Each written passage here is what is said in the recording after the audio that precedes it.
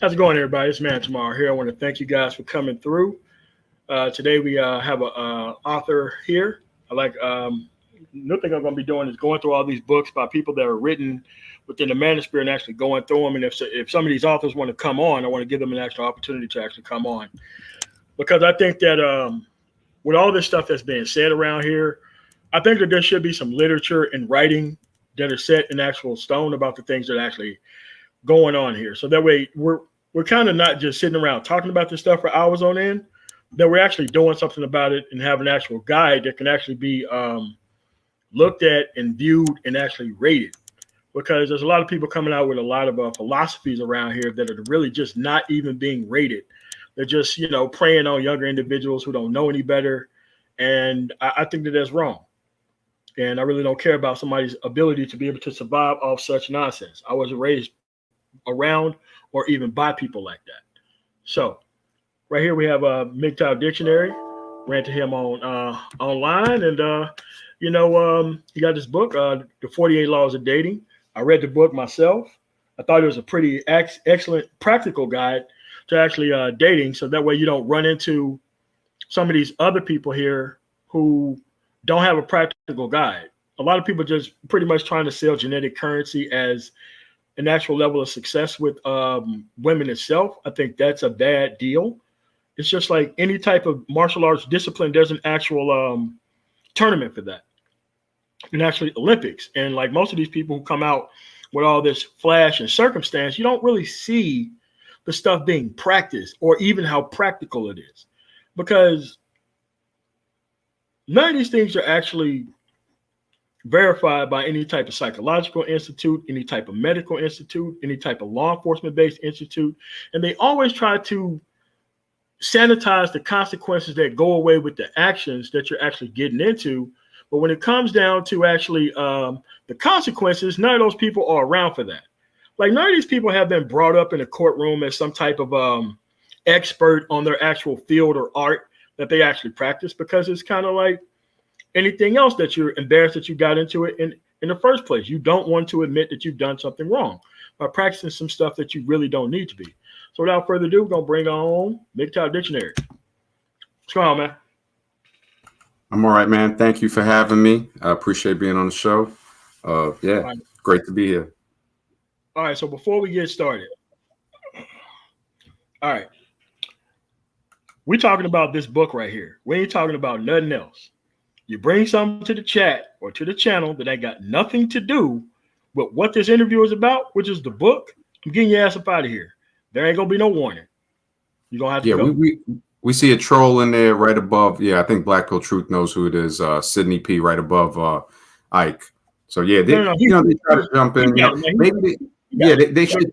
Known troll. Yeah, known troll. These people try to take other people's identities, come in, try to act cool. It's sad because hopefully one day maybe they could produce something positive in life if they weren't to be just trolling.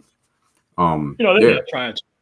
No, they're not trying to. So without further ado, we're not gonna worry about the chat and what's said there. Mod up one of your people so that way they can get them up out of here whenever they start acting a fool. And of course, we got my snipers on deck as well. All right, man. So let's go with the first thing. All right, we know when the book came out. Said according to the Amazon, July 27th, 2020. So how long did it take you to write the book itself? The book took about 3 years of research, and I had put it on and off. And before I even started it, when it was in its first stages, I had thought about writing a Black Pill book, which I just released the book, The Black Pill, because people would say, well, where it came from, this and that, just as explanatory. I put it down, I had about half of it done. And I said, the 48 Laws of Dating is a necessary book because so many men were getting duped. They were getting the wrong advice. You seen guys getting in trouble because they were listening to a lot of dating coaches. And the problem with the dating coaches was so prevalent. I said to myself, wow, I said, if I'm going to put these in order, the most important law would have to be the first law of dating. Don't, never trust a dating coach in any way, shape, or form.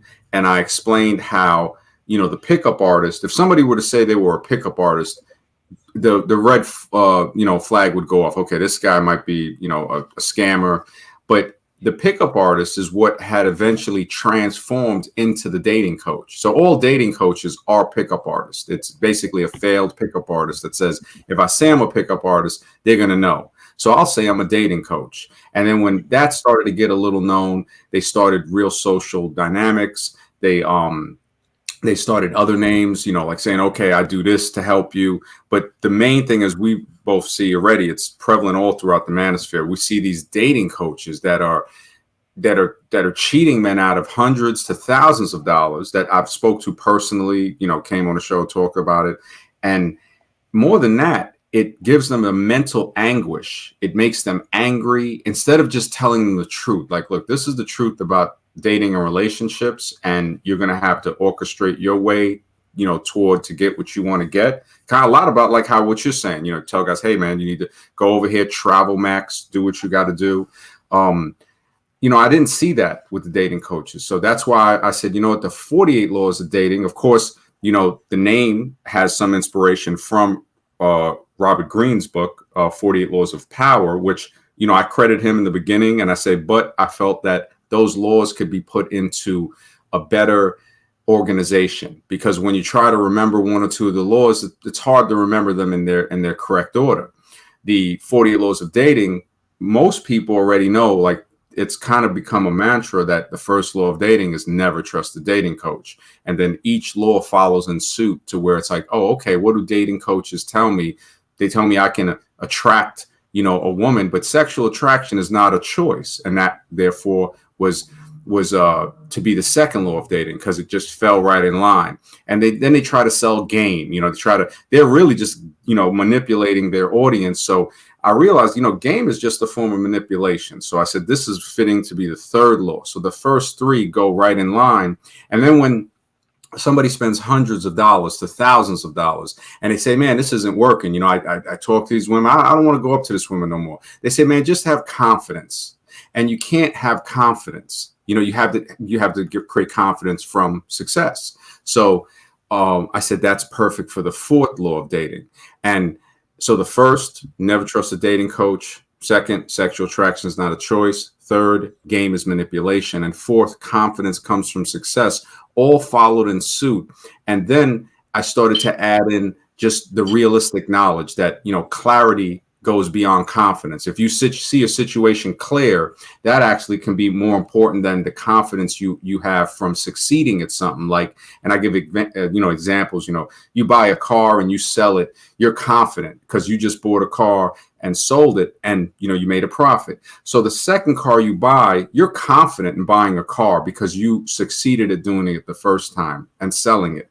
But if you don't see that situation clearly, if you don't see that car is the type that will sell, that you will yield a profit from, you might get stuck with that car. So even though you have the confidence because you did it before, the clarity to see the situation clear goes beyond the confidence that you have. And that goes for dating. If you succeeded with going on a date or having a sexual relationship with a woman, but you don't see the second situation clear enough, it will become a disaster failure with that woman. And then going into the sixth law, you were never her first choice, because guys might think, oh yeah, she wants me. Well, you weren't the first choice. Let's just keep it real. And now you can go forward, because if something happens, just remember you weren't her first choice, man. Be mature about it. It's only your turn. Law number 7. And number 8, Mr. Wrong leads to Mr. Wrong number 2. So if she had a Mr. Wrong, it's very rare that you're going to be Mr. Right. I'm not saying it won't happen, but it's very rare. And then, of course, rule 9, daters have a 100% failure rate. So anybody that's on the dating field that hasn't gotten that significance other, it's just like, women, that they meet. It's like, okay, this girl that you're about to get with, remember that dating is 100% failure rate. It might work with you, but as far as that is concerned, it's 100% failure rate. Unless, say she dated 4 guys and you're the 5th guy. If that were to succeed, then okay, her success rate is 20% because the other 4 were failures. So 20, 40, 60, 80, and then boom, the last guy 20%. If they were to stay together forever, and that is, as we see, not really, it's not too realistic. And as I go into law number 10 and the others, they all follow in suit. Failure teaches more than victory. And I give a lot of good examples about that. Number 11, women have no shame. Number 12, you are her retirement plan. Because many women look at that. And if a man goes in there and he doesn't realize that a lot of women will try to use them as their retirement plan, he could get in trouble with that. Number 13, you must have standards. So to have standards, right where that law is at, I put the next law, 14, never date a single mother. So having standards is letting guys know, okay, you're going to have standards. And what's one of the first standards you should have is never date a single mother. Law 15, no male friends. Law 16, always wear a condom. Law 17 and 18, no tattoos, piercing, smokers or drinkers. Number 19 is no dinner before sex, because and if you're going to take them out for dinner, don't do it in a way where you expect any type of intimate relationship, because then it's not, there's a real problem with that, because guys might say, oh, well, I want to take her out to dinner. Yeah, but if you're thinking of something beyond that and you don't see these cues, which even those cues could be a lie, she might just want a free dinner. So just understand that if you do take her to dinner before you have sex, it's not as much as a sexual interest as it is a dinner interest, a free meal. And I've spoken with many women that say, yeah, the guys that they want to have sex with, they didn't make that guy take them to dinner. That's way afterwards, or when they want to get more than just sex from them. But the fact remains that they did give sex to guys that they didn't have dinner with. So that's something that men need to understand. Yeah, like, all right. So it took you 3 years to write, because normally, like, when you have people have like their best movies, it's normally the movie that they had 4, 5, 10, 7 years to keep rewriting the script and all that kind of stuff for. So it's kind of like, once you complete that process, so like there had to be some chapters. Like, okay, so were there more than 48 laws? And like were there some laws that was like some laws that were good but not as good as the 48? Was there like some laws in there that you would still like to talk about that didn't make the list? It has to be like 5, 10, 15, maybe. Oh, yeah, there were a few. And now that you mention that, it was longer. They did have something longer. We see Bully Sider too. He's another troll up in there. So But yeah, the 48 Laws was before, it is older than 3 years, but it wasn't a whole 48 laws where it was, I would say about 30 laws. And then eventually I started saying, there's a lot of other stuff that can go in there. Ones that didn't make the list was like, I was going to put a law in there, no fat chicks. So law of dating, and I said, let me pull that out of there. There were other ones about, specific, things about women. And I said, that might be a little too, it's not as necessary. So I said, let me pull those out of there. The no fat chicks, the stuff about make sure you get a DNA test before you sign it. I think I mentioned something about it, but I said that won't be a law. Like I combine that, I would think, into Law 28, marriage is a business contract, to let them know, like, okay, that also stuff like, okay, if you're gonna go that route, you're gonna have to know her background. So little laws like that weren't exactly like framed as a law. I said, let me omit those and just make it 48. Okay, so it's like the laws are like pretty much are all still based on kind of standards, right? Yes. It's kind of laws, standards, things for yourself. Mm-hmm. All right. So my next question is, did you contact any authors before you started writing or be on this process, or did you have somebody proofread your book or any of that? I'm talking about like authors who were kind of like, because somebody had to be an inspiration of the book rather than you just writing it to protect the environment. So did you try to reach out to any type of authors to actually have them look at the process or even ask them about it? Like, what was that like?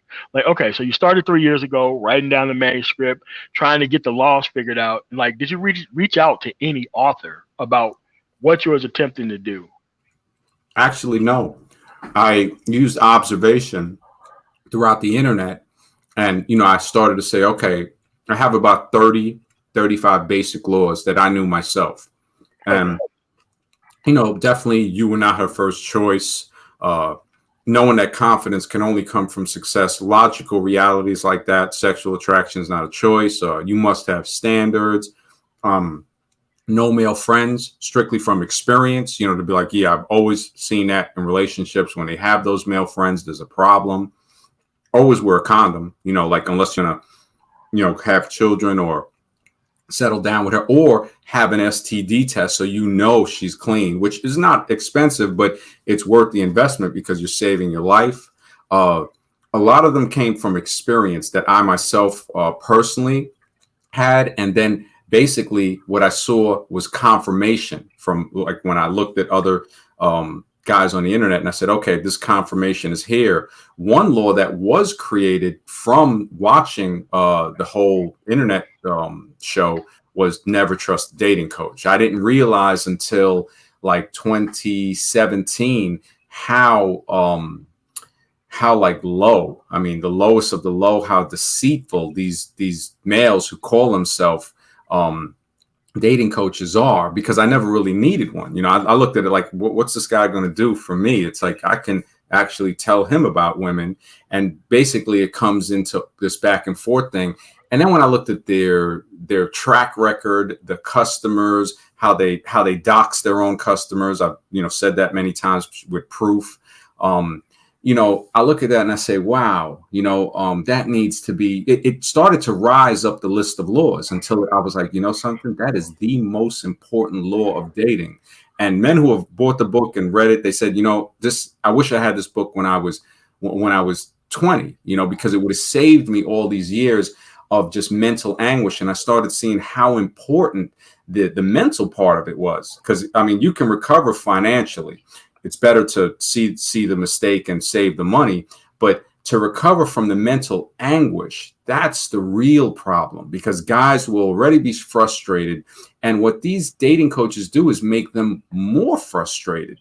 And I over time, I said, man, these guys are like cockroaches. And I started to, call them dating roaches. But I said, I'll keep it academic and call it never trust a dating coach. So as I had that set amount, I started going through my own knowledge and just observing. And, instead of asking another author or even getting an editor, which I was considering seriously to get an editor.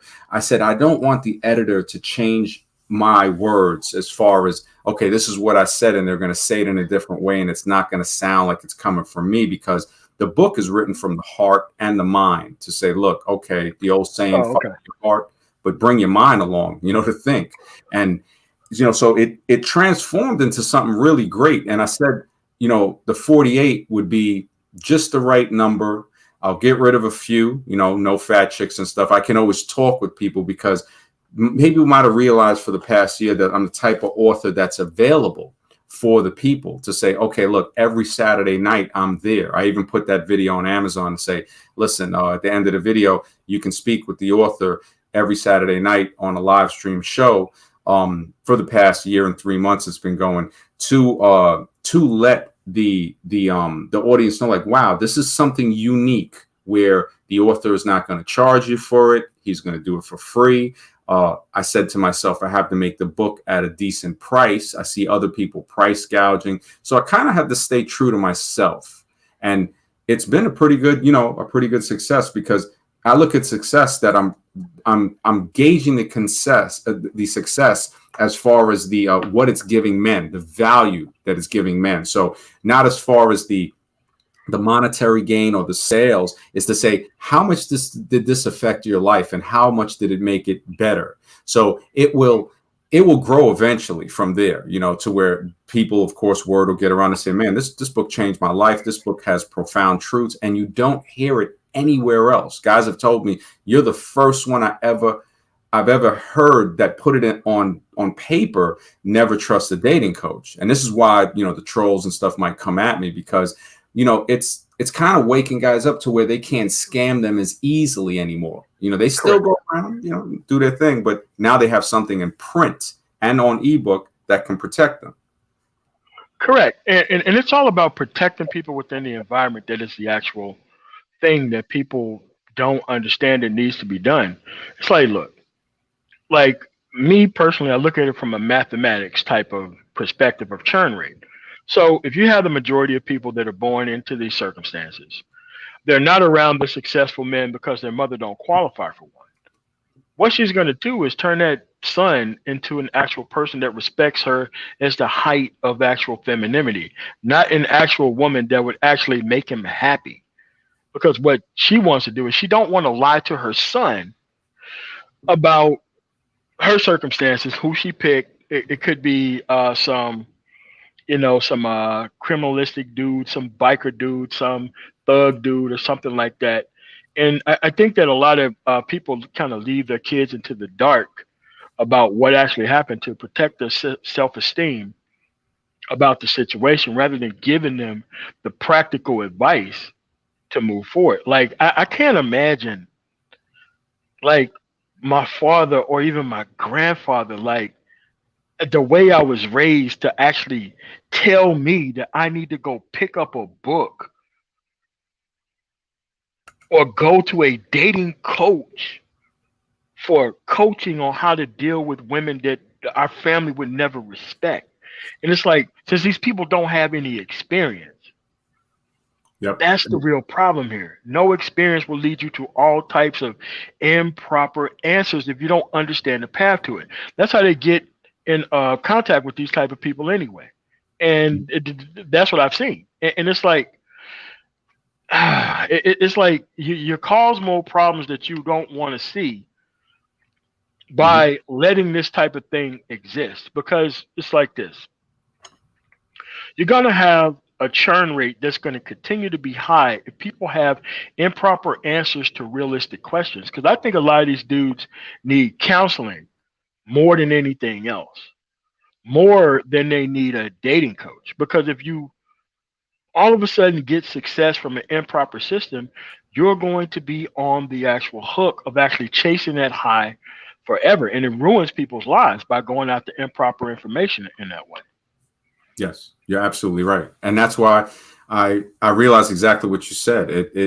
What you're saying is so true, because it brought me to the realization that the mental anguish, protecting the men from that, is very important. And like you said, our generation, We didn't need that. Fathers, grandfathers knew. It's like, well, what are you, crazy? You need a book, or you need this guy that is going to charge you so much to tell you about, how to pick up women that aren't worthy of even your presence. So therefore lowering yourself. And as I looked at, I started to observe the dating coaches, and I said, isn't it funny that all of them are married to unattractive, subpar women? And,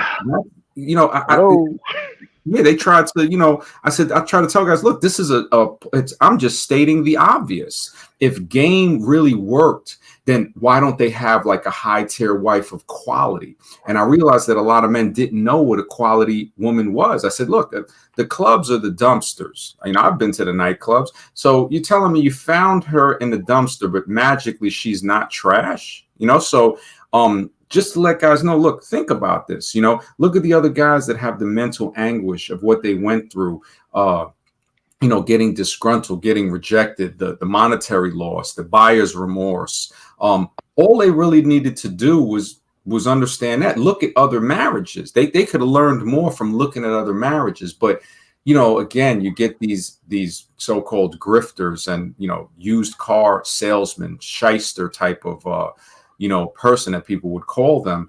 And, a case in point, they even made a movie. I had tracked it back all the way, I think, to 1987. They made a movie called The Pickup Artist. And that kind of fueled the pickup industry. And if you go back even further, you could see, wow, this even goes back to like right around the cusp of the 60s and 70s, where, they're trying to tell people, sexual liberate, to liberate you. It's like there's a fine line, there. So, but it got worse when they produced that movie. Then you had these guys come out with the so-called mystery method, and Neil Strauss wrote the book The Game. Now, the same guy that wrote the book The Game recanted and say that, yeah, that's for guys with low self-esteem. So instead of teaching guys to have higher self-esteem and worth of themselves, no, he manipulated them by selling them a manipulation course, but he couldn't say that. And I talk about that in the third law of dating. If you knew somebody selling manipulation, the first thing that comes to mind is, well, this guy could be manipulating me. So I got to be careful about how I interact with this person. But they say, no, it's not manipulation. It's game, man. It's game. And then they try to do all of this fancy, hand movement like a magician or a carnival, ripoff artist. And magically, these guys end up buying their stuff. Neil Strauss sold millions of books. And, it seems that you can just line them up and say, oh, my goodness, every one of them have this pattern of a subpar woman and a child, and they're actually like a subservient male. That they're no longer really a man. That's why I separated a man from a male. I said man is about being mature and understanding, saying, hey, I'm moving forward towards success. I have a plan for life. So yeah, man, that was a real it was actually a satisfying experience, because I said to myself, I already knew the info. People saying, man, you have a lot of info about women. You could be a dating coach. I said, yeah, but there's something called integrity, being true to yourself. You have to realize, like, okay, I can impart this knowledge and impart it in the right way and say, look, I hope it helps you.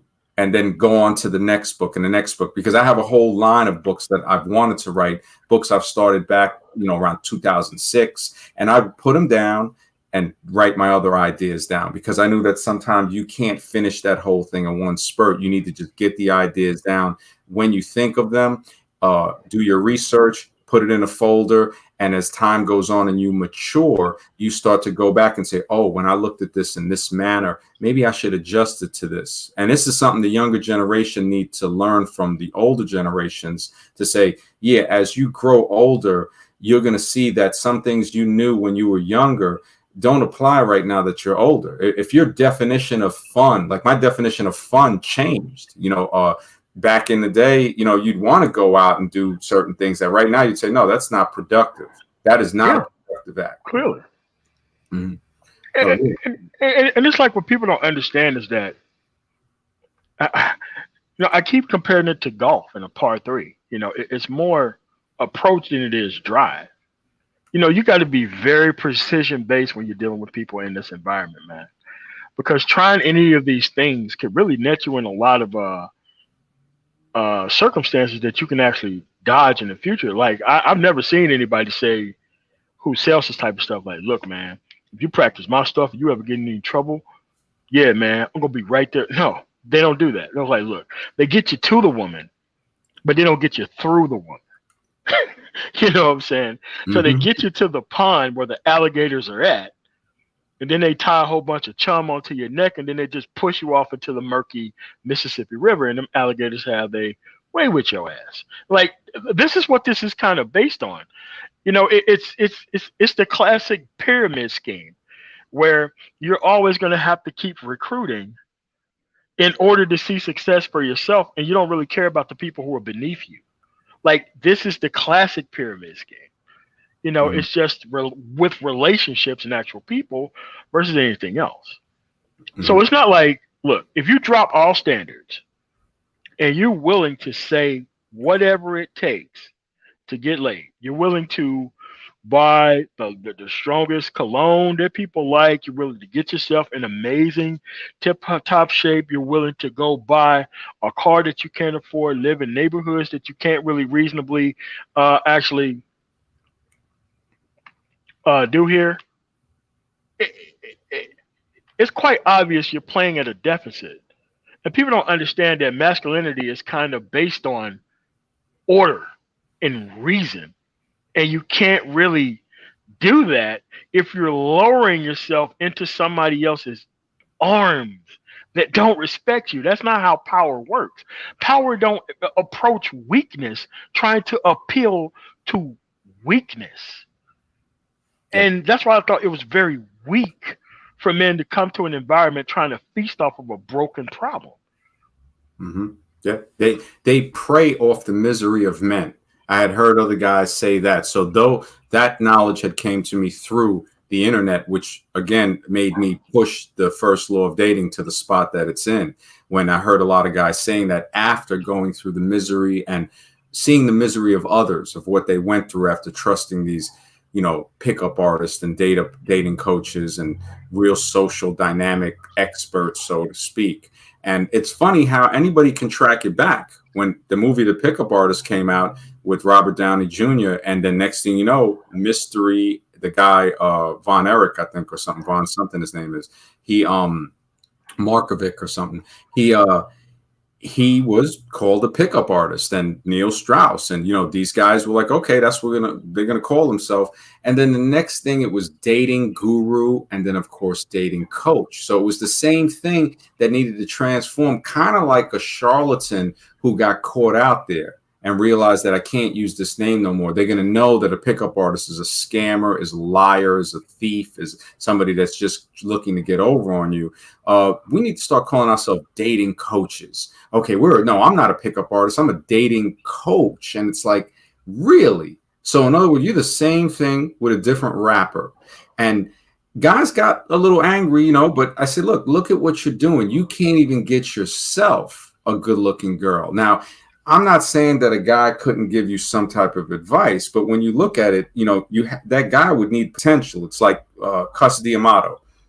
He turned Mike Tyson into a champion. He saw the diamond in the rough, but he had to have the material to work with. He needed the rough diamond. Most of the guys that these guys say they try to teach aren't that material. Like, and if they are that material, is it really the coach that's doing it? Like most guys, being that we see the regular mutual sexual reaction where the guy doesn't have to go to dinner and stuff like that is based on looks. And, you do have height, a mixture combination, and also location has a lot to do with that. This is why I put the 46th law of dating is location changes your status. The 47th law is the fisherman knows the fish. So don't ever let the woman try to tell you, hey, this is how you catch me. No. And we see these female dating coaches. And I said, wow, I need to really put that in there. And there were some guys that I didn't agree with everything they said, their actions, where like they would say, look, you have to, you can't let the fish tell you how to catch the fish. The fish is going to tell you, oh, no, don't use a hook, use a net, and then keep me in a fish tank with wheels and wheel me around. I call those guys fish tankers. So it's like the girl basically got herself a caretaker, basically. And as you go, backwards into the laws, you start to say, yeah, law 36, you must be better than her. And I spoke with much women, like you were saying, how is, you're supposed to be the power. They're not going to be, you're expecting something weak, it's like, how are you going to, that doesn't work that way. So you must be better than her. Women have said themselves, yeah, why would I date a guy that I don't look at as being better or worth more than me? It just doesn't make sense. So I let a lot of ladies know, like, look, this law, it stands as a law of dating. Law 35, when guys get married and the wife starts cheating, I said, yeah, her fuel is money and orgasm. So that's a law of dating. So you can get it through the monetary, but just realize it wasn't a sexual attraction. And through the orgasms, we see that with women that cheat. It's like, I call it, tails from the clit. They start following that, that tail, and just, okay, now her life is about that. And then magically at some point, when she realized the car is losing value, she wants to sell it to an owner. So after renting the car for her whole life, getting to 30, 35, now she wants to sell it. And I let guys know, well, just know what you're getting yourself into, because now you're seeing the situation a little more. Law 34, looks outranks money and status. People have asked me, well, how do you prove that? I say, I prove it in the book by saying, okay, you provide a house, you provide a car, you money, she don't got to work. You come home one day, she's having sex with the pool boy that has no car, no house, that, basically she is more monetarily stable than him, because his looks outranked the money and the status. Not to say that it's always going to happen, but again, you have to command that respect. Law 31, respect is commanded. It's commanded through consequence. If a girl is to cheat or to break one of those, okay, I tell them, look, no male friends. If this is just what it is, that has to be held in place by a consequence. Because if she gets a male friend, you say, okay, all right, Bill is cool. Now there's nothing to have a base for consequence, because for respect, she's going to say, well, if I cheat on this guy, he took me back. So why don't I cheat again? Because he didn't hold me to the consequence of leaving. He didn't command the respect through a consequence. And I explained, like, okay, the car and the road, the consequence is getting hit by the car. So you respect it. You respect it so much that if you're going to cross the road and the car's coming, you're going to cross the road faster. Why are you crossing faster? Because you respect the consequence of getting hit. So it's commanding your respect. You walk through an automatic door, the same thing. You walk through quicker so the automatic door doesn't close on you. The reason you walk quicker is because the consequence is commanding your respect. Same thing with relationships, same things with bosses and jobs. If you have a job and you could work all of that, yeah, and the boss, you think he respects you, really he's being courteous with you. So understanding what words mean, very important. Like with the confidence, people say, well, if you can't get confidence from success, you can only get it from success. What is it when a guy walks up to a girl? I said, that's called courage. And blind courage can get you killed. It can get you. Yeah. So guys were like, wow, I'm starting to really understand the meaning of words. And I said, you got to understand what you're saying. I said, this is very important. You were never told this. But now I said, you know what? When I leave the manosphere, when I go into other venues of teaching and writing, I can say, okay, I left something that made the world a better place. Where they say, there's tons of dating books out there, but there's one book that can actually change a man's life, and it trumps all of these other books. It's ahead of all of it. It's actually, I would think in time, people will start to say, hey, you know what? You don't really need to nothing else, and it's not a book teaching you about dating. It's just specifically laying out laws of dating. If you break any of these, then be a man and accept the consequence, because the law of dating was don't date a single mother. And no male friends, always wear a condom. And if you didn't, you had a kid, whatever. Well, you knew what the law was, no tattoos or piercings. You see already what that is. A tattoo is a scream for attention. Smoking, drinkers, you got to be crazy. Law 28, marriage is a business contract. To understand that it's a contract, then you got to really look at that and say, okay, I'm about to get into a contract. Maybe I don't want that. Law 27, a hoe cannot be a housewife. And you see a lot of these Captain Saber hoes out there. They are everywhere. And I'm like, it's like what you were saying. They don't understand what a quality woman is. Law 26, body counts matter. To say, okay, hey, this is, come on, that has to matter. The sperm book I'm working on now, scientifically breaks that down to say, look, that has a profound effect on the female body. And, we see the effects of it in society when we talk to women. Of course, after Law 31, respect is commanded, Law 32, money can be an equalizer. But it can be an equalizer, but you must command that respect. That's why I put those two together. And then Law 30, beware of cosmetic vampires. Articles have been written. One guy from Ghana, he even said, he goes, make sure you see the person that you're going to marry without makeup before you marry them. And, I put those in line where, okay, 27 or Law 26, body counts matter. 27, a hoe cannot be a housewife. So they fall in line. Marriage is a business contract. So just remember, body counts matter. Hoe cannot be a housewife, and marriage is a business contract. So she might have a high body count, making her a hoe, which deletes her from being a housewife, and trying to get you in a marital contract. So those three follow perfectly in suit. And then 29, remember her sell-by date, because now the guys are going to say, that's why she's so desperate to get married, because she's past the sell-by date. She's on the shelf and they put it to the front. And then you're not watching the date. You end up buying it. You realize, oh man, I forgot Law 27. I can't make this into a housewife. And the body count is so high. And then as you go forward from remember her sell-by date, what do they do to meat that's old? They dress it up. They chop it up and make, a meal with it. So you don't see that it's expired, which is why Law 30 was beware of cosmetic vampires. Yeah. You're like chili at fucking Wendy's type shit. Yep. Yeah, man. Like if you just think they chopping up like triple cheeseburgers and putting them in that chili fresh, all right, man. But this is where we at though, man. It's like, bro, listen. All these things are still based on a bottom level of discipline. And this is what people don't get. It's like, dude, discipline gets you everything that you want. Capitulation gets you none of what you want.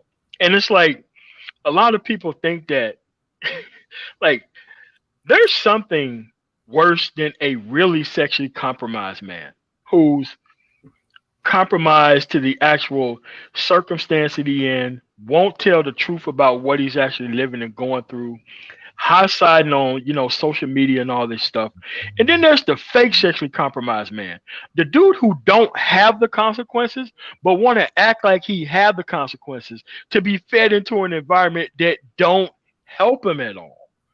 Just so that way he don't have the stink on him that he ain't, quote unquote, getting his within the environment. Listen, man, helping somebody else get theirs within the environment is not a standard of masculinity. Nobody's supposed to come into a deal on some stuff that doesn't make any sense. It's crazy, and it's like people don't understand that. Look, as a man, you're supposed to be more disciplined than the environment allows to protect yourself from all consequences.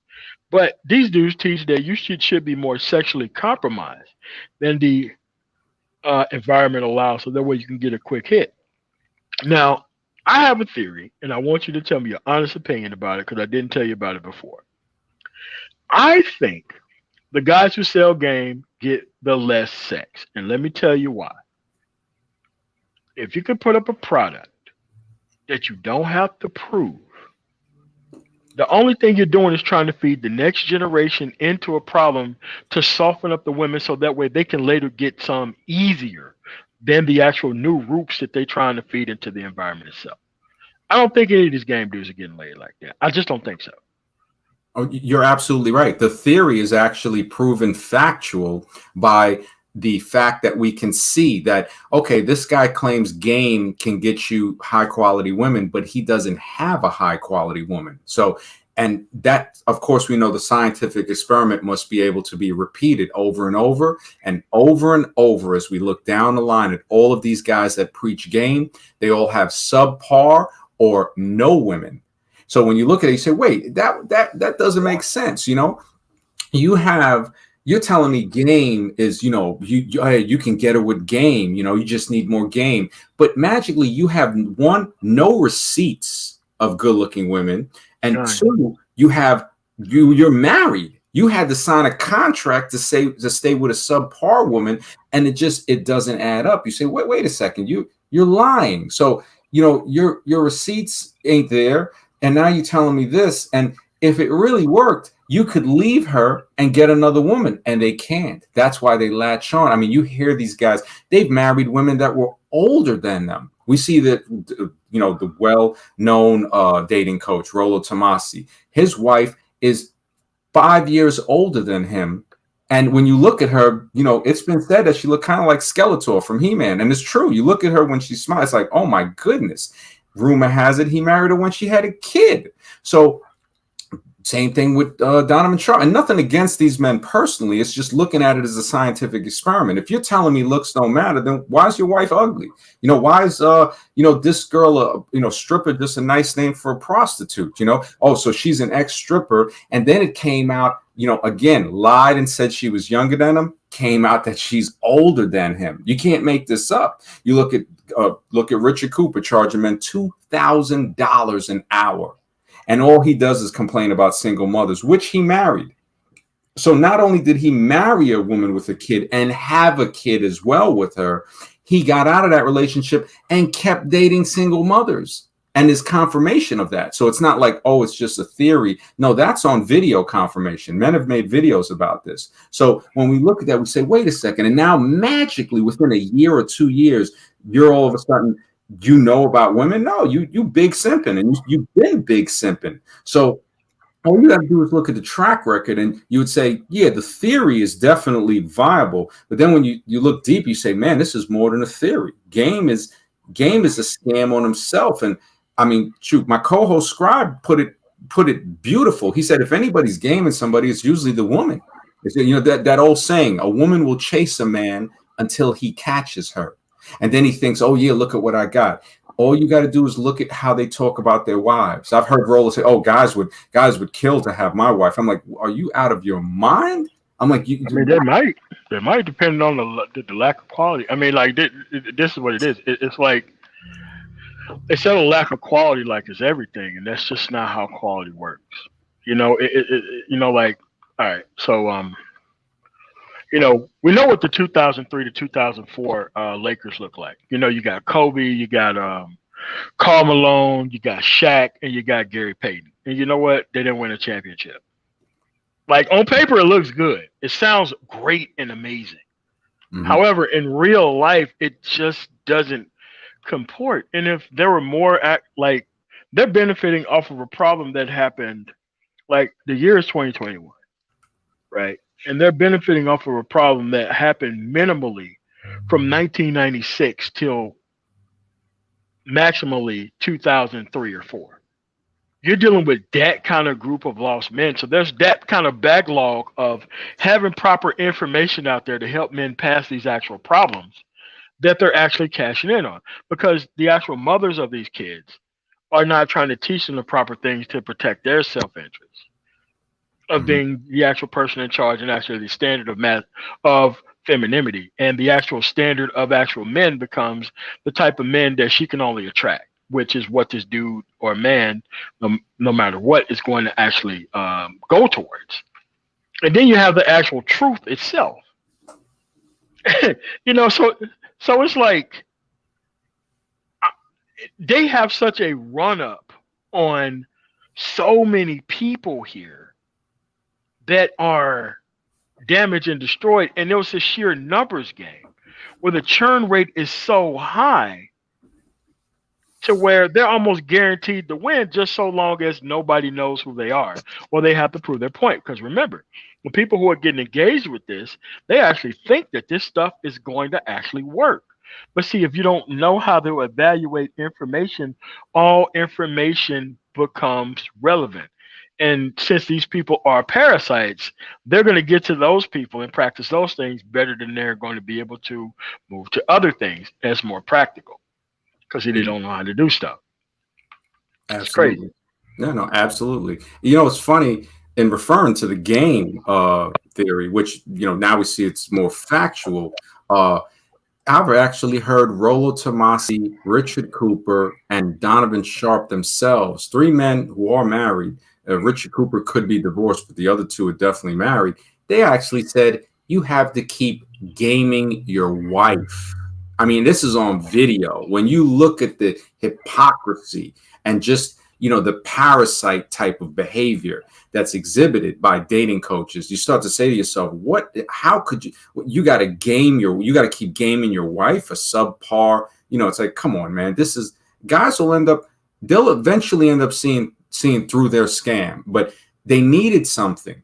Something was needed. And this is why I created the 48 Laws of Dating, basically due to supply and demand, to say, hey, all it is dating books out there. So what's there to really help a man? And that would be basically the 48 Laws of Dating. And the first law, if somebody was just to take the first law into account, they would save themselves so much trouble. Never trust a dating coach. And then going down all the way to the 48th law, and then going back, looking and saying, okay, let me try to understand these, law 43. Put yourself first, which you've been telling men for the longest. It's like, look, man, you got to get your stuff together. You got to have a plan. That's very important. Be satisfied with yourself. Law number 40, you can never be alone if you love yourself, if you care about yourself truly. You can't, you understand, you see the value of solitude at that point. So what dating coaches and other parasites do to try to reel men in is that, oh, you don't want to be alone forever and all of that. No, because they're alone. They're lonely. They can't stand themselves. Therefore, they can't look in the mirror. They don't like what they see reflecting back at them. And that misery is reflected in the way they act throughout life. There was a dating so-called guru called Sasha Daygame, who said himself in an interview that we still have on tape, on video, where he says that, he realized at one point it was due to his childhood trauma, which made him chase women using game. And it was something that was missing within himself. And just like Neil Strauss came to that, they said, well, would you let your son read the book, The Game That You Produce? He goes, no, I teach him to have higher self-esteem. So what'd you do to these millions of men that read it? It basically, not just more than scam them out of monetarily funds, was to also mess up their mentality. You got guys that have I had a guy come on a show, spent $2,000 with one of these students of Rollo. And he to do what? Whoa. To do what? To learn how to pick up women. Can you believe that he spent I couldn't. Man, bro. Oh man, it's sad too, because I felt for the guy. He's a federal employee in DC, open about that, but he said, look, he didn't want to be doxxed. They doxxed him. He came on the show. He said when he spent the $700 and said, wait a minute, this is not working, blah, blah, blah. He said they would berate him, the whole group of them. It would be a webinar, and they'd all say, oh, you need to level up. You need to buy the next one. He ended up buying the next one. He goes, man, before you know it, he was out $2,000. Then they doxed him, threatened to dox more things. He came on, he talked about a lot of stuff, and I felt for him because he went into kind of like a hiding. He still, I guess, does his job, but he said, look at how they treated him, all because he spoke out and said, wait a minute, this does not work. And I said, well, the guy you bought it from, John Hogwood, I said, we already saw he taking pictures of children. We even have more evidence now on stuff that he said that just, this is the character, the diminished character, the predatory. Dating coaches are very predatory. Of course. Efficientpickup.com. Those guys are doing 8 years of pop down in Southern Cali. They got caught in 2013 for gang raping a woman, and other guys are associated with them that are still out teaching as dating coaches. So I tell guys, look these things up, and you'll see guy that had game in his nickname. He's called Addy A Game. He got caught in Scotland, and he was going to be sentenced to 2 years. He must have paid off the right people and eventually got it overturned. But he had to go to court and try to fight that because he was basically stalking women. And anybody can look it up. If they want to know about game, look at a guy who tried to use game in his title, Addy A Game. Look at efficientpickup.com. The two guys that ran it and one of their students would wait outside of bars at 2 a.m. when it closed to prey on drunk woman. And one woman, damn, what is this, some Batman shit? What the fuck? It's beyond. It is beyond Batman. And I'm putting Yeah, that all. See, this is the stuff where I said, look, I did the You research. can't do this shit in other cultures, man. Like they don't respect that shit, man. Oh, Like they don't. they don't. They banned some of these guys. I think his name was Julian Bond or something, was banned from like certain countries. Other guys were banned because of the stuff they did. Canada, I think, banned them from the malls because they were running around, and they interviewed women on the news articles and the videos saying, yeah, it was the same thing. Guy would run in front of you, jump. Oh, you're so beautiful, blah, blah, blah. And he said, look, we just trying to shop. And I've had many women talk to them. They say, look, if we like you, you'll know. You don't need to come up. They've even came on the show with other guys. Like guys would call in the show. Look, I got this girl here with me in the car, and she says, look, don't approach us. We'll let you know. We'll let you know. And more than once, a couple of guys had called in and showed that and said, look, this girl right here is telling you the truth, about it. But you got these guys that still tell you, oh, if you want to get all these women and their lay count is above 1,000 and all that. And I'm saying, what, how the, Okay. Let's stop there with the lay count shit. I think the lay count shit is the biggest batch of bullshit that anybody has ever said. Like the lay count argument is kind of late to the actual quote unquote game, by the way. Like you can't go around in a society that is this highly publicized claiming that high of a lay count within the same area to which you live. There's no way you can do that without being exposed by at least some of the women that you ever been with. Like all this stuff is unsubstantiated things. It's like I don't understand. I'm like it doesn't. It makes it look like you don't care about the circumstances you got into. That's almost like saying I put my mouth, or no. I put my head inside of 1,000 crocodiles' mouth, and they haven't bit down on my head yet. But I would think but that's still a risky ass circumstance to put your ass in. Mhm. So why would you even do that in the first place? I mean, but for people who don't know how to evaluate information, they think that's a positive thing. But people who actually know how to evaluate information be like, that's some bullshit. Mhm. Excellent point. Thank you. That is such an excellent point. And I brought that up when I said, wait a second. There's no way he's going to sleep with this many women without contracting an STD or something even worse, a life-threatening STD. Shit, I think the statistics is like 1 in 50 or less. Now it's even getting smaller where these guys have to have that. And one of them boasts about it. We have Modern Life Dating, John Hogwood, on film talking about he contracted chlamydia, laughing about taking the test. And saying, oh, he's glad it wasn't AIDS. And I said, this is the guy you're trying to take advice from? I said, exposed beyond belief, all of them. And like you said, that's an excellent point. You can't put your head in that many crocodiles and not expect to get bit once. You're not going to get out.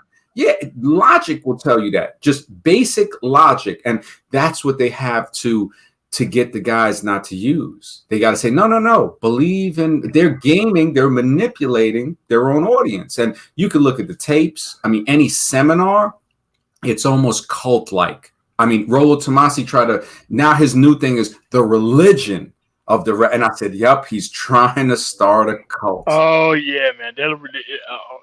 I'm telling you, man. I'm going to tell you up front, man.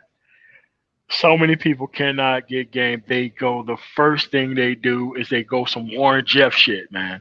They go right to the religion shit. Yep. They create everything around them. Be like, you know what? I have to have access on. I'm like, all right, man. That kind of religious freedom shit. And then there's how that shit's going to sound to an actual fucking courtroom. That shit's not going to fly, man. And it's like, it's like, most of these people already know who you're talking about, but at the end of the day, there's a very simple solution here. Don't give them all the power. Like when you decide to play a rigged game where they are ahead of you by a long shot, the last thing you need to do is give a person exactly what they want in any negotiation as the start of actually negotiating with them. Mm-hmm. That's the wrong thing to do. Like there's no business person who goes in to make a negotiation that starts with their end goal first. No one does that. It doesn't make any sense. It's true. You're absolutely right. Absolutely right. It just, you know, it's basic logic to really understand it. I mean, somebody was saying, yeah, unless you're an adult film industry, your count is not going to be that high. All of those people in the adult industry has contracted serious diseases. There's, trichinosis and all this stuff. They don't talk about it. They don't talk about, you have to look at the in-depth documentaries. I used to check them out where certain women and men would only act when the herpes and disease would go into recession for a few weeks. Yeah. And it's brutal. When you really look into, you start to say, wow, I didn't know about this. And that I said, okay, I'll put this into future writings. But I said, just like the 48 laws, everyone is in a particular order. So guys can say, wow, you know what? This kind of flowed and seamlessly went into one another to teach the man the real deal about the dating place. It's not saying I'm teaching you how to date or like the dating coach, pick up women. It's like, no, these are laws of dating to show you this is what the playing field is about. Now, however you choose to go about it, just remember, if you adhere to these laws, it's going to save you a lot of mental anguish, going to save you a lot of money. I had a guy that told me he paid $2,000 to Bad Boy Lifestyle, a guy from Croatia that, of course, again, you look at him, you say, yeah, there's no way this guy's getting quality women. Then he said mystery, they approached him in a nightclub in Portugal. And he went to London because he was from Portugal. And he said he saw him in London as well. And they wanted to get him for $5,000. And he said no. And he ended up paying $2,000. Wow. And after believing that game worked, he spent 70,000 euros over the next year and a half. Oh. His parents were rich and he had money, didn't have to work. You know, they paid for his apartment. He got passive income. And he explained it to me. I helped him for free for months until they eventually got to him, turned him around. He betrayed, then came back and apologized, and then betrayed again, and then disappeared. So he literally told me, one night he spent 5,000 euros trying to impress a blonde supermodel that just embarrassed him. He said they would literally, because I told him, I said, what was the result? He goes, embarrassment. He had to go to hookers. He ended up, this guy spent another $150K on hookers over a 10-year period from his late teens, from 18, 19, 20 to he was 31 when I met him. He had spent that much. He had been with over 500. I told him, you have to have contracted some type of STD. And I think he had only had sex without a condom once. And he was so mentally distraught. I felt, I was like, wow, man, you need to get, like you said, he needs counseling. These guys need to get their mental problems together. And I tried to help him, but the dating coaches got to him again. And I said, look at this. And he knew. He said, man, it's a lie. It doesn't work. Game does not work. He didn't speak great English, but very understandable. And when I asked him about these different stories, he said, yes, I would buy bottles of champagne and they would just take the bottle and walk away and humiliate him. What the fuck? Oh, yeah. I don't mean to laugh at this. No, I'll tell you, you're giving the real reaction.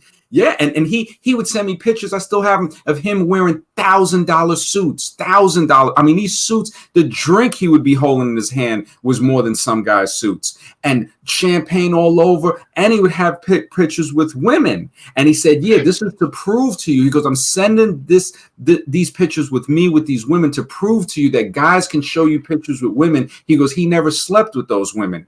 He goes, so when they send you pictures and dating coaches try to say, oh, look, I got receipts. He goes, that's not a receipt. He goes, anybody can take pictures with prostitutes or women in the club that you just bought a drink with or a $500 bottle of champagne.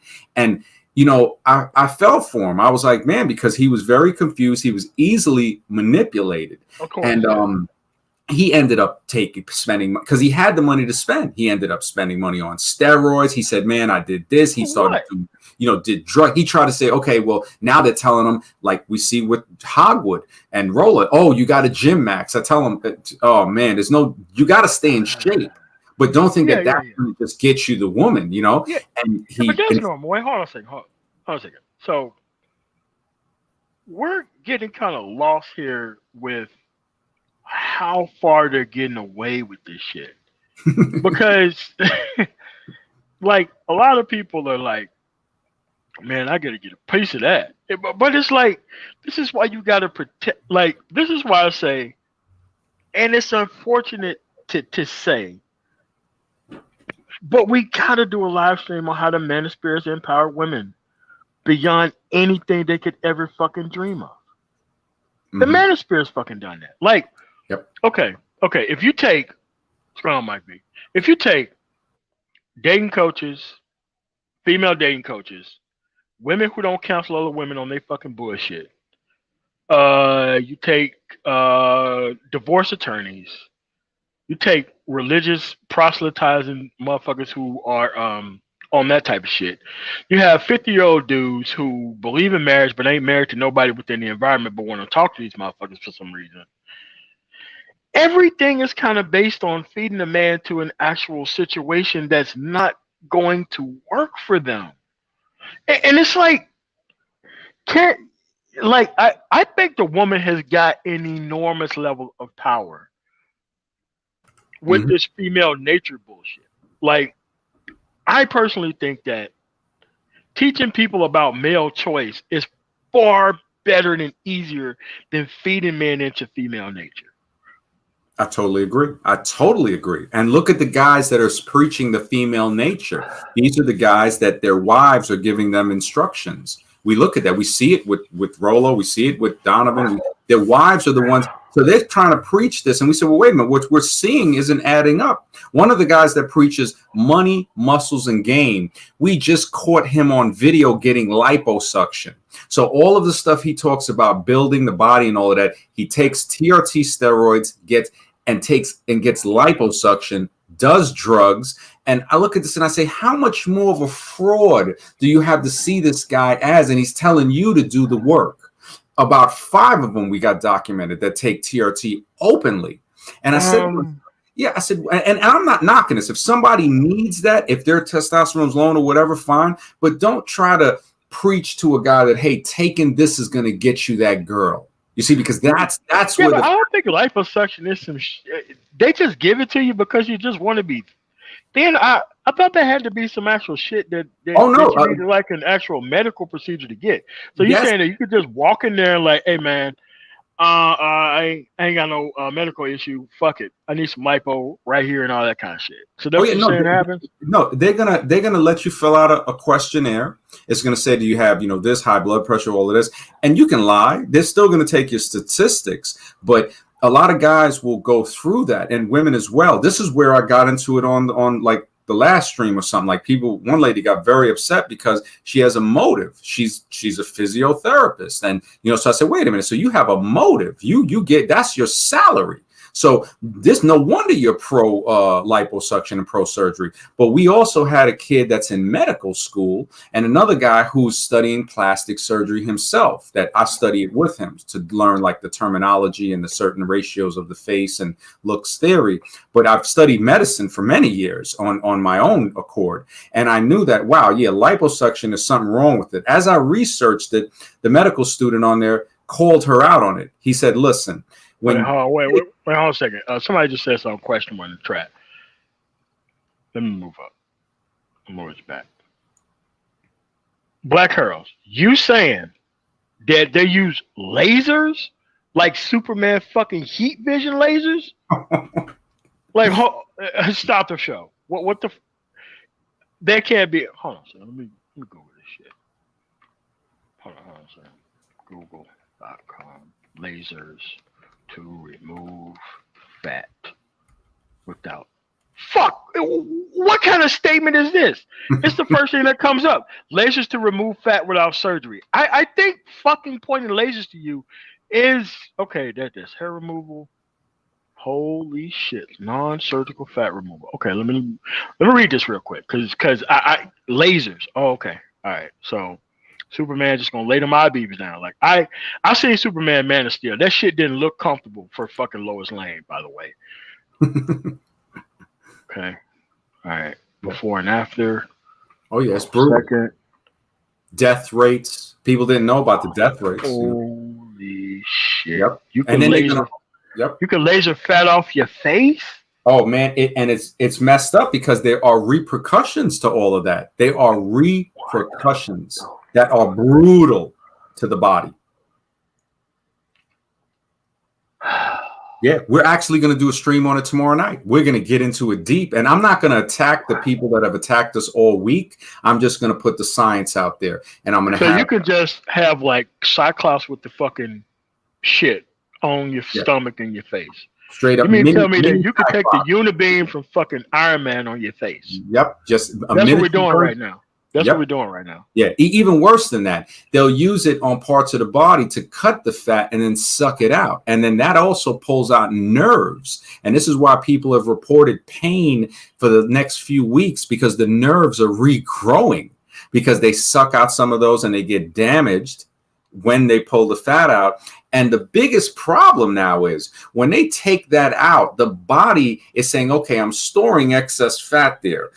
You telling the body, don't store fat here anymore. The science is showing that the body now will store the fat around the organs, which is deadly.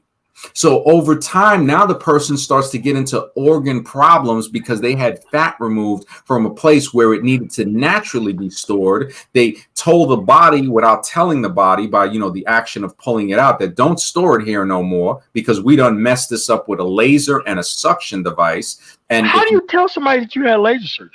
Like, sir, you're coming here because you got fat around your heart. It's kind of weird. Have you engaged in anything questionable? Like, yeah, I just had Cyclops, just go around the stomach area. Like, how do you? Cyclops. Like, what's going on? Oh, you're right. Yeah. They're like, you mean from the X-Men? Yep, straight X-Men, straight X-Men in the fat off. They X-Men in the fat off, and then they're acting like they got the videos.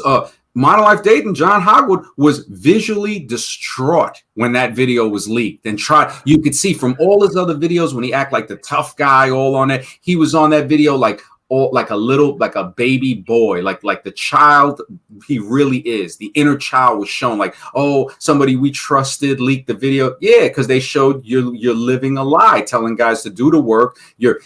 Even the steroids couldn't help you. I said, God damn, I thought about it. I said, damn, how much of a failure do you have to be to use the steroids and even that shit? And now you're going to go get the liposuction treatment, and you see him in there in a diaper, like a goddamn child in a diaper, because when they give the suction, Whoa. Yep. Whoa. Are you saying that a grown-up individual showed himself in a diaper about to get that Superman heat vision? That's what you're saying? Afterwards, anybody could check my community post. It's on there, and CD produced the video. No, yep, good, man. Let's move on, man. Let's move on. That shit's crazy, man. No, I mean, because on YouTube, like watching this shit happen right now, man. Like, I like to see this shit. Like, I was shocked. I had to share the link on the community when and this was tweeted on Twitter. I don't have Twitter or Instagram, but somebody sent it to me. I put it up on the community posts, and the CD channel and Black Pill True 2.0, I think they have videos of it. And then he made this video like, it was leaked and this and that. And he knows that somebody wanted to expose the truth about him. And that's what happened. And he's wearing the diaper in the office with the scars around his waist and stomach from where he got it sucked and cyclopsed out of him. And okay, well, I got two statements for you, and they're both hypocritical. One, I don't believe you, and two, I don't want to see that shit. Mm-hmm. Okay. I respect it. Oh shit. Yep. All right, man. So let's move on to the next question. Mm-hmm. Holy shit, that's fucking nuts. Yeah. All right, so let's say that the book came out in 2020. Mm-hmm. Let's say that it's 2030. Mm-hmm. You have to come out with an anniversary edition of the actual book, because most authors do it in a 5-year or 10-year piece. Do you foresee any laws that you would have to take out and No. others have to be substituted for it? No, nothing would have to be taken out. What I would see would make it better is getting experiences like the experience that I told you about, the guy who went through and was humiliated, spent the 150 grand and all of that, and then the 70 grand in the clubs.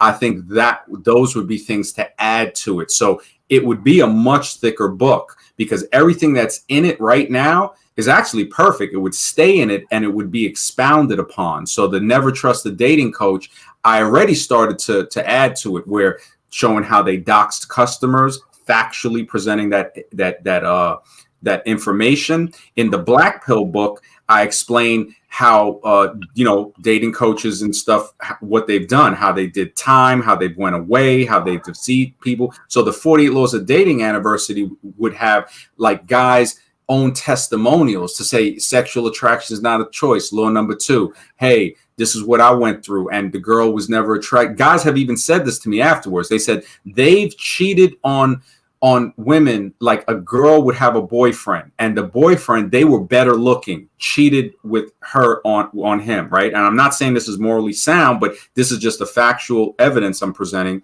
And then when they were cheated on or left by a woman, she left them for a better looking guy, of what they would think is a better looking guy. It's proving that sexual attraction is not a choice. Number 2, law number 1, we could put in all of the, hey, this is more experiences from dating coaches. Game is manipulation, showing why are the wives of these dating coaches subpar. And I have some of that in the Black Pill book. I expounded on it, but I said, yes, I'll save it for like an anniversary of the 48 Laws of Dating to add. So everything that's in there right now, I've read that book several times to check and say, okay, I got to make sure, is this worthy of being in here? Should I put something more important? Pound Dog 77 is right. Law number 1 will live on forever. Guys told me, I think this guy, he came into the show and he told me, he said, listen, MD, he said, what you're hitting them with, he goes, what's written in stone forever is law number 1. Never trust a dating coach. He goes, you outdid yourself when you put that as law number 1. And I was like, thank you for that. And this is like the dragon's bane or something for that. It destroys them. It gives somebody the lightsaber just to cut them in half. It's literally the apocalypse of the dating laws. That is the straight. It comes out undefeatable. Never trust a dating coach. I think they will actually be less in the future because of the 48 Laws of Dating, because that particular law is number 1.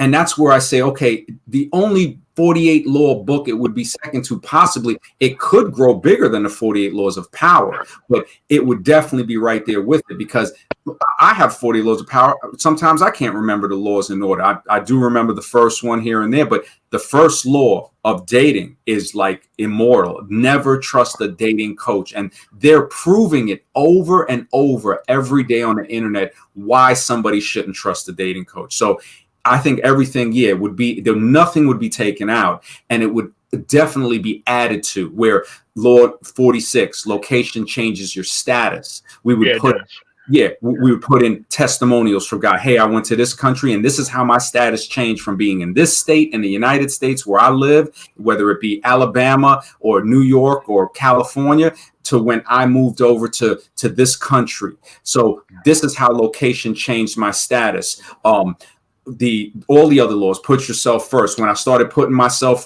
first and stop putting these other things first, this is how my life changed for the better. So that law would still be there, but it's expounded upon in dramatic fashion, where the book would be longer, because the book is in print. It's about 190 pages, almost 200 pages, but it would be probably 300 to 400, but it would contain such an immense amount of knowledge. It would be like, it would be up there in the Hall of Fame of dating books. That's not a dating book, because some people mistakenly see the title, say, oh man, you're just a dating coach. Just now I say, no. The book is not about dating and teaching you how to date. The book is a template to protect you. So once people get by the bias and don't judge the book by its cover and just look through, I mean, they can read the first 4 chapters for free on Amazon, and they start to say, wait a second, man, I need to get there. I need to look through. This is going to help me go through it, and to make it 100 times better, to say, wait, I can speak with the author every Saturday night. I mean, I don't know how long that'll go on for, maybe a couple of months, because I'm going to eventually transition. When I come out with the sperm book, because just like the 48 laws go in order and they seamlessly blend in with one another, then the black pill book and then the sperm book, showing you why what you thought was a quality woman isn't a quality woman, how it affects these parts of life, and actually saying, okay, I produced another book to help people in general, to say, look, this is what it is. And like what you said is so profound. Guys need to realize that the manosphere is actually giving women unprecedented power. That's a real deep, true statement. Really good. Over men. And it's like, hold on, let me go to this super chat by Seeking My Creator. You have to do exercise with steroids or you get fat. Yeah, it's the same thing with the bad bitch surgery. Like the women can lose that body right away if they keep taking their motherfucking ass to Waffle House and shit after they have all that shit done. You know what I'm saying? They get a gang of attention, but if they eat all the same stupid shit that got them in the circumstances in the first place, then it don't really mean anything. But all right, let me go to the next one. All right, so let's say it's 10 years later. You're going to put out a book. Would it be like an ESPN 30 for 30 for Where Are They Now for dating coaches? Yeah, I think there would be something where in 10 years, if I continue to produce, say, 2 to 3 books a year, that they're going to say, wow, in the first 5 years after the 48 Laws of Dating has came out, we have seen a dramatic fall in dating coaches. As I predicted in the first law of dating, never trust a dating coach, just the way they transformed from pickup artist to dating coach, which is the same thing. I explained. It is. Yeah, it's the same thing. So I predicted that they will transform again. And they will say, no, I'm this, I'm whatever, a life coach or this coach, a help you out coach. But then when you look, you say, well, wait a minute, but what do you specialize in? Oh, dating. You say, oh, and ice cactus. Nobody dates anymore. What are you talking about? Yeah, I told it's almost like calling yourself a sewing machine coach. Like, what the fuck are you talking about? Like, nobody use no fucking sewing machines, man. What the fuck is wrong with you? Yeah. Like, that's what this stuff is, man. Like, it doesn't make any sense. Yeah. It's like no one dates. They hook up, and that's it. It's like that's where we're at. Yep. It's like, look here, Sonny. Like, I'm just gonna be able to be your driver's ed coach. Like, how? You got like 3 DUIs. Do you even have a license? Well, why are you asking so many questions? Don't you want to drive? Yeah, now for Cliff. Yeah. Boom. Solomon said it right. Let me teach you how to qualify for these old bitches. And this is why they do that shit. Because they can't afford to take care of or entertain these older women anymore. So they want to train up the younger guys to take over their responsibilities. So that way they could be able to kind of help her get like an actual an alpha and a beta in every household. That's what they're trying. They're raising a group of betas. Yes. Yeah, game. Somebody said it. I think I put it. Yeah, it's in the third law of dating. Game is manipulation, and I think it's part of it is also in the Black Pill book, where game is a beta male hating beta male contest. It has the man make himself bow down to female power. It shows her that she is in control. Game is actually, it's literally, I put it as it's joining her circus. And the guy, it totally. And this is where, in the future, I think it would even be in less than 10 years, because it's taken on such a reality where guys are like, wow, you can't deny the first law of dating. It just, you never trust a dating coach. I was considering making a whole book on that and start going down a list and saying, okay, the first law of dating, bang, never trust a dating coach. Next book, sexual attraction is not a choice. Give all the plastic surgery ratios, all of this, show all of that in there. And you know, why a woman, you know, or somebody would be attracted to this type of face, this type of phenotype. Third book, game is manipulation. All types of examples of how game has failed, how, these people, look, why doesn't he have a good looking wife? Why is he afraid to leave his wife? Because he can't get nobody else because game does not work. So that I was thinking might be a little better in the future, because I noticed a lot of people, instead of reading a 300-400 page book, which I would still produce it when I update the 48 Laws of Dating, whether it be 5 or 10 years, it would be okay. Or you can read it in these individual laws that are just, like say 100 pages each or something like that, which can get in depth, and also let other men tell their stories to say, look, this is why this is factually true. There's no theory or just, okay, I'm hypothesizing about this. No, this happened to me when I traveled here. This is how the 46th law of dating changed me. This is why location changes your status, which in the Black Pill book is known as the status pill, which is part of, the Black Pill, just to say, okay, if you need to look at it in the metaphor of the pill metaphor of this Black Pill representing truth, and why the red pill did represent the truth, but it doesn't anymore. That's why I said, okay, I need to write the Black Pill book. But when I put that on hold and said, let me finish the 48 Laws of Dating first, when people read the Black Pill book, they said, this is actually like a prequel to the 48 Laws of Dating. And I said, that's because I started writing it first. I said, and I put it on hold because I realized that the world the men needed the 48 Laws of Dating. They needed to say the dating coaches were gaining too much ground. People told me before I came out, they said, there wasn't really too many guys speaking out against these guys with like a solid platform to say, hey, come on a show and just talk about it, whatever. We'll see where it goes. And I never even really started it for that. I said, you know what, let me just see how this goes. I did an interview with Face and LMS in December 2019. And Tony Snow and another guy contacted me and said, you need to start doing live streams. So within 3 months, by March of 2020, that's when I started my first live stream. Yeah, well, that's what I need to get on next is facing LMS. So that way we could talk about that. Mm-hmm. Yeah, it's just like, all right, man. Like I just, have you played Mass Effect? What's that? Mass Effect. No. You played Mass Effect? Is it a game? Like, yeah, it is. Like dating coaches are like the Geth from Mass Effect. They all have the same programming. They all look the same. They all have the flashlight as the head, and they're all the same. You run into them. It's the same thing that you hear from all of them. Yep. No, actually, Eisen, you know what? The Geth wasn't that bad until you go to the third actual game, until they have the actual same powers as the Reapers, and then you see how they can be a problem. But it's like, look, you're talking to people who don't have to say what they're actually interested in.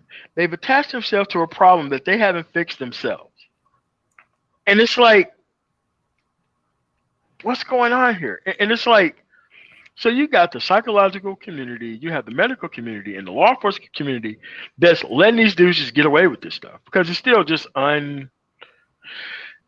it isn't business advice, because business advice, you actually have to be held responsible for it. Like, I don't know how you get held responsible for like dating advice. And it's going to come a time where these people have to be brought into court at some point. And it's like, that's what I'm saying. Look, you have to go out there. Like everything to me is a process. It's a process. Like to me, the process is, there's two things. There's inductive reasoning, and then there's deductive reasoning. So when you take this bad process through the steps of inductive and deductive reasoning, you realize that the end goal doesn't mirror the input in both circumstances. Like when you said that actual dudes who have 2s or 3s or 4s for wives, when they have all this type of game, it doesn't make sense for them to settle for that at the end of their life. And at the beginning of when they're actually selling the product, you don't see like a season 1, season 2, season 3, season 4 girl that they've tamed in this type of circumstance either, from beginning to end. So it's like the end point to the beginning don't make any sense. The beginning point to the end don't make any sense. But everybody's kind of in this middle ground where no one has any power over the women within the entire environment itself. But giving a woman the best deal possible is only going to make you random dick number 14 on the list rather than gaining your own power by leaving this shit alone, location maxing, getting your shit together, and just formulating a life to where none of this stuff even makes any sense. Because I have uncles that are white as well as black. And guess what? They teach the same bullshit. They both got motherfucking divorce 2 or 3. All these kids everywhere. But it to them it's normal because now you have to chase their level of masculine consequences in order to be a man, rather than those individuals telling you this shit is wrong. You need to get off the field. You don't need that many swipes at this golf tee to actually get to a specific result. I think that more culturally, they don't want younger men winning, and they set up an improper system for them to actually go through that isn't verifiable, that they actually don't recognize until the system is over. Like that's what I don't get. Like I can't rationally look at that and just say this is the right thing for people to be exercising. Like I can't rationalize that, man. It's hard for me to get over inside my brain that you are deliberately sending people, like a cow on the actual conveyor belt with the tag in the ear, and he knows this motherfucking cow, 2 cows ahead of him and coming out in boxes. But the cow stands on the assembly line any fucking way. Like, I can't get that about how men would send other men through that. I just can't get it. I don't know. What am I missing? No, you're absolutely right. You're absolutely right. It goes back to what you said earlier. They need to look into their mental problem to get their mental state correct. It's like you said, they got to put themselves first. They got to get their shit together, and they got to travel, Max. They got to change that location. And I put it as you're never going to catch a tropical fish in cold water. And they're in the cold waters. And some of them don't get it. And that's when I realized not everybody's going to get it. But the ones that do get it, let me put out this beacon of light and they can check it out. And then the good thing is because I've contacted many authors on different books on like medical and, health and nutrition and, ancient civil, all type of stuff, theories and stuff, to just say, okay, it's hard to get in touch with them. I went to a lecture in I think it was 2018, and I drove to New Jersey. I drove 3 hours to meet this guy because I said, man, he's in his 80s. I got to meet him before he dies. He wrote a book about archaeology, and it was great. It was worth it. Only $20 to get in, but and it was a donation based. But I said, let me further that. The fact that I've been available, because I said to myself, that availability is very important. Very important, like the Machiavelli type stuff. To be like, look, there are certain things that if you make yourself available, like kind of like the Bronx Tale, the guy talks about that. Some movies you can get little jewels of knowledge to say, oh yeah, right here, this was a teaching that the director wanted to get through to the audience, where my availability to the people to say, hey man, I'm here for you. Guys have seen that every Saturday night. They say, man, this guy has been here every Saturday night for the last year and 3 months. Like clockwork. They know, okay, it might be after 10 o'clock at night, but it will be before 12 o'clock. So we will start there. And I will, go into uncharted territory and see, hey, let's see where this goes. Now, some shows are much more structured. But with when I produced the 48 Laws of Dating in July of last year, which is coming up on 1 year, it was profound. Guys in August were coming on. They said, man, I've read the book. One guy read it. He stood up all night. He goes, I had to read this book all night. One guy just recently said he read it 4 times. He's an avid reader. He goes, man, I read it 4 times over the weekend. Then he bought the Black Pill book, read that 4 times, I think. And he was saying, man, he goes, this is a prequel, definitely a prequel to the other book. He goes, but it is a great book. He goes, it's knowledge that's needed, so nobody doesn't have to ask, what exactly is it? Oh, I heard this guy say it's this. I said, no, well, that's why I made the book, so people don't have to ask that question. They can answer it for themselves, and beyond that, they can contact the author. The author's available for a time, and then, people will say, okay, he produced something and gave something to make his environment a better place. And oh, he's doing this now, he's writing this now. And as long as I keep producing literature and saying, okay, I'm available for this latest book, The Black Pill, they can always ask me, like, hey, what about the 48 Laws of Dating? Yeah, I think it's actually going to get a lot bigger than I actually thought it to be. I produced it out of necessity to provide value for the person, and without knowing that that's the real thing. When you produce something that provides value, it goes beyond what just telling somebody your opinion or what you like or information or what's new. All of that stuff is trivial compared to value. How did this change your life? And so many guys have told me, older guys, hey, man, I wish I had this in my 20s. I really wish I had this in my teens. Guys come on the show and tell me they wouldn't have been here. Like in the last year, one guy was like, man, I was contemplating some really bad thoughts. And being the fact that I could just come on and say what's up every Saturday, it helped me stay around. So what you were saying is so relevant because these guys need some mental clarification and kind of a confirmation from men. And we are those men, because we're older, experienced men that actually have our head on the shoulders. And we say, look, man, you got to get your shit together, man. You might have to travel. Matter of fact, you need to travel. You need to experience different places. You need to, start a business, start writing, start, reading, please, produce content, see what it feels like, or support people that produce contents and get with them, come on their panel, speak with them, and make that change, and put, and this is why law number 43, put yourself first. Law 40, be satisfied with yourself. Law 36, you must be better than her. So now you're going to put yourself in a position to where you don't got to ride a unicycle while you're juggling excuses in a circus trying to jester max for a girl that's used goods. You actually might start to realize that, oh, this is how I obtained this. Just the way I obtained my financial independence and I obtained my mental stability. Now I can obtain this, but I can't go forward and try to obtain that where I'm at right now just by talking to these dating coaches. It's going to. Okay, so that's a very important thing that people need to understand. Financial independence and self-acceptance will take you further in life than lowering yourself into these circumstances ad nauseum. Most of the people who are teaching you this, they're trying to get financial independence and peace by sticking your head under the water and walking across your corpse over to the other side of the pool.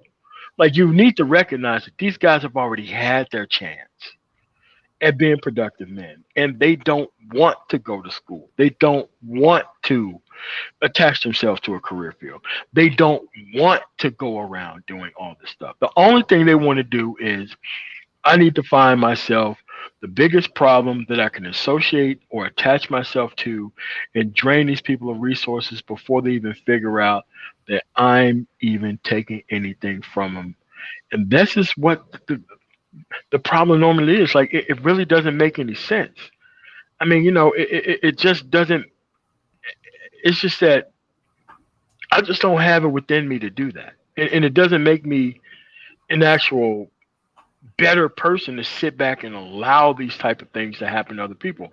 Like, I started going out to people. Like, once one of my nephews got a hold of this information, and I had to slap this dude around like a pinata. And let me show you how weak this guy is and how he'll just ignore factual information. And it clicked to him early. Like, he just graduated now from high school when I was in Mississippi. But he was better off going through those fucked up circumstances with his mom and my brother having this baby mama problems. This motherfucker don't need no goddamn red pill. He don't need no fucking red pill to be understand what the hell. Like, dude, these kids have already lived through that. They're already formulating better, long-lasting relationships better than their mother and father had to. And they need job training. They need tangible results. Like these, like, there's going to be a certain number of people, like, because the churn rate is so high, the failure rate is so high. They're actually concentrating on the wrong shit is so high because of who their mothers chose. Like most of these decisions that these people walk into are based on 17, 18, 19 years ago that their mother chose and not really tried to socialize them past. Right. So it's like, I don't understand how it is that people can repeat this unless they've been socialized to give up hope that they're going to give out that they're not going to be able to move past the situation. And once you give them a way past it, the grades went up. He knew how to survive within the environment. He had no problem at all staying away from those type of influences within the environment. He was able to pick somebody better. The only thing someone had to do was tell him the fucking truth about how this shit worked. And that's the shit that hurts the most, man. To know that there were so many people who was not told the truth. They wanted them to experience it. If you're trying to experience the truth way too late in life, it's going to be too late for your ass. You're going to end up taking yourself down a road that you're not going to be able to recover from. And the amount of time that you spent on that road is going to actually become your character. Crazy how that amazingly bad that works for some people. What do you think about that? Yeah, you're absolutely right, man. Absolutely. Well said too, man. Very well said. I wonder about that because I say it's like you said, how they're trying to extract as much as they can and get that out before they move on. And the proof of that is how they're just jumping over to this Bitcoin scam. They're scamming. I mean, they are getting guys on the cryptocurrency. I was going to write about that, called the cryptocurrency scam, just to show like, okay, this guy's telling you all this stuff. The same guy that's trying to sell you game, the same guy that has doxed his own clients, the same guy that, you see has no results, is you're going to take advice, monetary advice from him now? The grift is ridiculous. It's really I can understand it, though. I can understand it personally. Mm-hmm. Because what you do, or what I do, is law enforcement guys. So I have to free associate through the worst parts of their actual thought process and go backwards to the beginning. And then I start from where I'm at, and then I have to go to the actual thing. So I have to go through the inductive and deductive reasoning process through thought processes that I don't have. So that way I can figure out the best arguments to stop those things from happening. And that's how I go through it. Like there's a systematic process. If I was this person with no choice in a horrific situation, how do I create the best next version of me to take advantage of? And like most people are not even taught to actually think like that. I was taught to think like that by my grandfather. It was like, well, what's the motivation that they got into that? And, he would sit there and be like, what's the motivation? You have to figure out what the motivation is, because there's a motivation. And sometimes you have to put yourself in those people's shoes in order to get there. And I'm like, and it's still stiff for me today. The dudes would be over like 100 and some years old, but it's still a person who was a sharecropper had this type of information that's still relevant now. That's how powerful like true information is. It's kind of like Thomas Paine's common sense. Still true today. Mm-hmm. and that's how potent truth is throughout society. And it's like most people want you to understand truth after you've been through something, not understanding that truth can be experienced without going through the hardships of it itself. And it's like it's hard to get people to understand the basic things of discipline when they're trying to teach you an undisciplined system that people end up attaching themselves to, which is all the problem itself. Mm-hmm. Yeah, totally, man. That truth stands the test of time. It truly does. It you can just see it.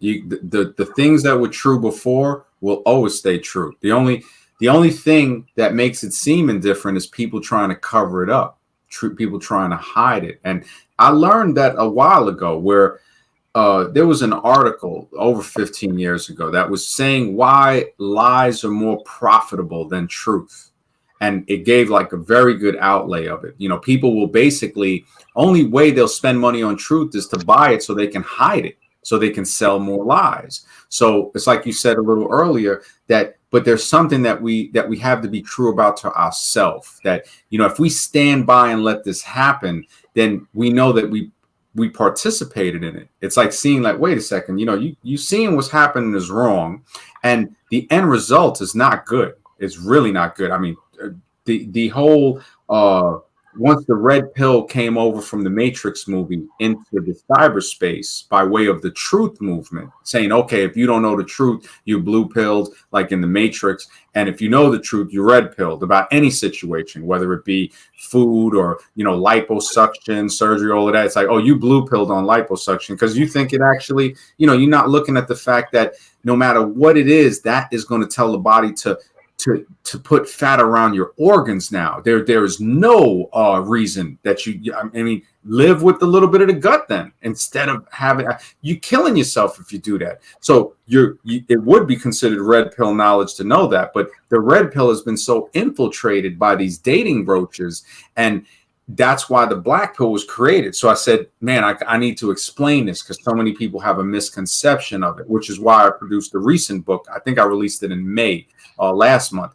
Took me a year to get it out after the 48 Laws of Dating from last year, which I could have produced it sooner, but I was working on another book comparing, you know, society to the zombie movie, showing how, like, the stuff we try to talk to people about, we realized this guy's like mentally zombified. So I said I have to write that book to have the platform to have that conversation. And then I was also working on the sperm book the whole time along, because that book goes, you're looking at over 5 years easy of solid research, but then it goes longer than that. But then also, as the genetics and the understanding of the human organism changes, I added in more stuff to say, oh, this gets deep, looking for studies, talking with doctors, putting citations in so people can say, oh, this is where this study was done. It was done at the Fred Hutchinson Institute in Seattle, or this and that. Yeah, you could check it up. And above all else, you can speak with the author, and we can go deeper,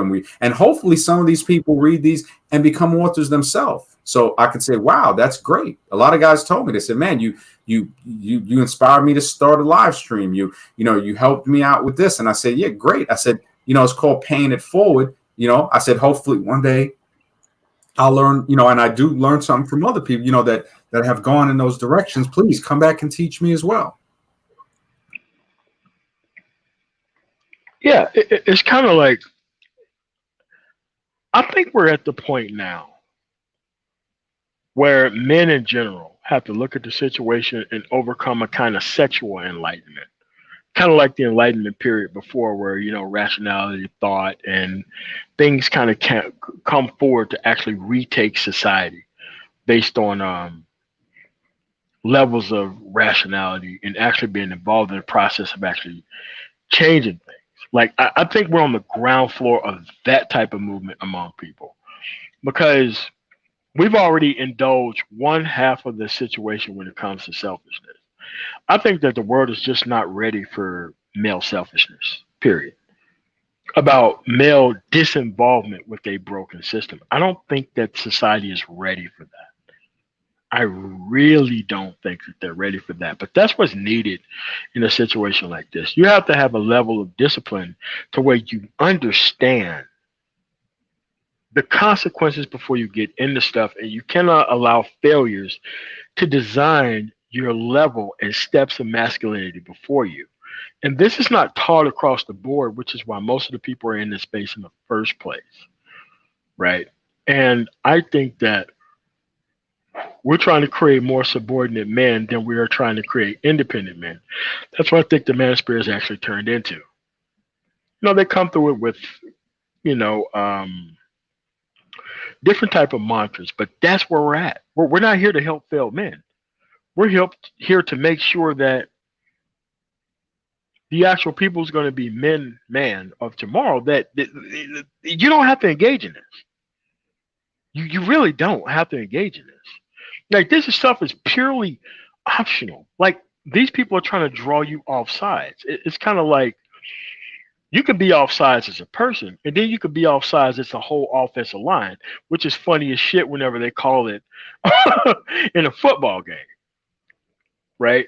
So what they're trying to do is they're not trying to draw one person off sides. They're trying to draw the whole offensive line off sides to embarrass the whole offense into being more disciplined. And we have too many of the actual results here to where we can't even afford to be making these type of damaging plays against ourselves.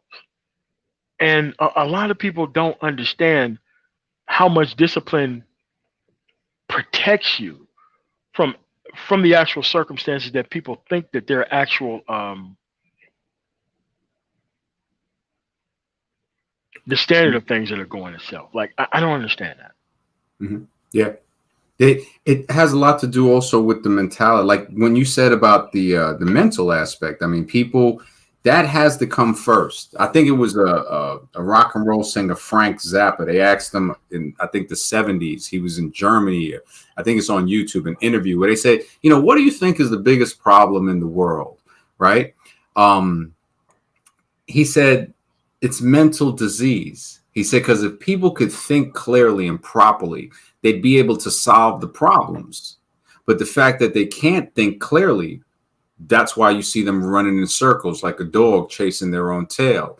So you start to say to yourself, oh, okay. So yeah, it makes sense. It's like how you were saying, they got to get their, you know, like either counseling or something, like get your frame of thought correct, because now you can realize, like you said before, you got to get your shit straight. You got to get your shit together. And then you might have to travel. You know, you're going to have to travel. You're going to have the location max. You're going to have to, you know, possibly get your own business, become somehow way or form financially independent so you can do those things. But to just even formulate that whole topic, the thinking has to be in order. So you have to be able to think clearly. And sometimes, you know, when we look at it, we say, yeah, a lot of that has to do with diet and exercise. You have to eat correctly. You have to some form, you know, not saying you got to be a gym rat or something like that, but you do have to have, you know, say, okay, above all else, I got to think clearly, because now that I'm thinking clearly, now I can go forward and make these decisions and make them with a clear thinking mind. I can prevent myself from being manipulated, which is very important, because if you're manipulated in the wrong direction, that's when they start running around in circles, which we see a lot of that today. Yeah, we clearly see a lot of that today. Yeah. So it doesn't matter where it is. It still requires the same level of discipline to get by it, and you have to make sure that you don't have a false dichotomy or end goal in mind before you actually start moving into some type of productive direction. And a lot of people want to be defined by the environment itself. And I seen it once I came back from Germany. I seen how people came back after getting the confidence of being around these people into coming back into environments that they should have stayed away from, and actually destroyed their entire life, even though they have been in better circumstances. There's something else underneath this actual thing that people actually still want to practice no matter what's going on. And that's a pain and a terror to most people. It's like trying to regain that lost self-esteem from something that you can't gain any value out of. Like, this environment didn't have any type of value for it. The people who claim that they're winning, they didn't receive any value from it kind of themselves. So for you to actually regain a level of value in an environment where the teacher haven't found value itself is something that has to be repeatedly called out. Look at the results that these people got. Repeatedly need to be called out. You know so much about female nature, and this is what you ended up with. Repeatedly need to be called out itself. Yes, it's nuts. Yeah, no, it's very important. It's kind of like maintenance. That repeated calling out is a maintenance of the mind to say, okay, don't ever forget. It's like, hey, you know, remember the first law of dating: never trust a dating coach, and just constantly repeating that to yourself. Anytime you see it, it's like washing the car, cleansing the mind. You know, it's maintaining it. It's tuning it up to say, okay, remember, you got to get your shit straight. You know, you got to travel. You got to see different stuff. You must obtain financial independence. You know, create a purpose for yourself that puts yourself further. You know, constantly on that improving road. You know, say, look, that the extra mile is never crowded. If you're going to go the extra mile, remember, not a lot of people going to go the extra mile. So the extra mile, you might be the only one going the extra mile. That's what separates, you know, something that's amazing from something that's mediocre. That, you know, it separates excellence. You move into what's known as the dimension of success. So this is something a lot of people don't. I don't know why they don't understand. It could be distraction. Distraction is definitely one part of it. Like the word entertainment is literally, to entertain means to distract, to hold the attention of. And ment, of course, is the Latin word mente, from mind. So to distract the mind, to hold the attention of the mind. And like, what was the Roman saying? Give them bread and circuses, they never rebel. You know, so when you look at these circus shows that keeps people distracted, you know, I tell people, I say, look, how do you know? And we're all, to an extent, guilty of these things where we know about senseless, trivial things. Trivial. That's why they call it trivia, because it's trivial. It's like, who gives a fuck about that shit? But we grew up on it. You know, we can remember the themes to talk show, to sitcoms and stuff like that. You know, we say, man, look at that. But to understand how a surgical procedure is done, I don't know that. And at the touch of a button now, I can learn it. Before, when we were growing up, it was like that you had to go to the library, which I still go. Yeah, you know, people look at me crazy when some people in the library look at me like, wow, somebody hasn't taken a book out of here in a long time. This is great to see that, you know, and I was like, hey, you know what? I must maintain my intellect. I must push it forward. That's something that, you know, the body can only be developed to a certain point and then just be maintained. The mind is like limitless. You go forward and say, wow, now I can learn these things. I can watch a video. And then if I need more info, I can go look it up. Like within seconds, we found out that, you know, Cyclops liposuction. Because I didn't think of that at first. I said, yeah, I knew the procedure was sucking it out and stuff like that. And it was busting nerves. And I read about the healing, the anesthesia problems, the death rate, because I figured I'd mention it tomorrow night. But the Cyclops, I like that one. They mini Cyclops in themselves with that laser. It just, yeah, it's unbelievable almost. It's like, why don't you just, you know, either live with it or do the proper way of understand how the body works, because you got to keep that in a functional form, you know, where and the mind, definitely that comes first. Where the mind goes, the body follows, you know. So these teachings are possibly what I think that the elder generations can pass down to the younger generations. When they hear two men speaking like this in a mature manner, they say, wow, this is something that I have never heard in the manosphere before. That's why I was so, you know, it's an honor to do an interview with you. You know, this is, and your name is exactly what it should be. Man of tomorrow. These guys need to really take more advice from you and listen to you and say, listen, let me talk with this man, you know, and this is, you know, we're doing what we need to do, that we're at the right place. Yeah, because at the end of the day, you know, you have to be able to move. Like, this is why it's not okay to bring people on panels who are undisciplined, no matter who they are. Because I have an end goal. You have an end goal. And I have an end goal that people already know about. I've always had an end goal to which I've already spoke. And it's like, but most people want to be defined by the problems in society itself. And I'm like, masculinity is far more simpler than keeping up petty squabbles or dealing with unresolved histories or anything else. And I just wanted to leave you with this last quote before I get your last actual comments on your book and the conversation itself. Is the live stream that I did, but I took it down because I wanted to actually make a whole book out of it. A man with no purpose will distract himself with unsustainable pleasure. That's what I think what has happened here. Everybody came here to be endlessly entertained about an end goal that they're not going to be able to manage in this entire system itself. And you're having failed men teach you how to get to an end goal that they don't even know how to get to. And that's not how the world works. It's not how anything else works. We know if you cheap feed a child chocolate pudding as the only meal until they're 8 years old, they'll die. We already know that. So there's no rationale or reason why we need to practice the same failures of yesterday in this day and age of how things work right now. Hmm. Yes, I totally agree. I totally agree. This is yeah. I appreciate the chance to speak about this and to speak with you about it too. I mean, it's been a great conversation. I thank everybody in the chat for being here, everybody listening. It's hopefully in the future we can do another collaboration. You're always welcome on my show. Yeah, yeah, I was Yeah, thinking. yeah, definitely, man. Thank you so much. So I have a question. How did you come across my channel? Like, how did that happen? I think it was Tony Snow, man. Tony Snow, um, he had contacted me after the Face and LMS interview. When he heard me, he said, "Man," he goes, "that was amazing." And even Face and CBP told me, he said, "You were the one on that interview."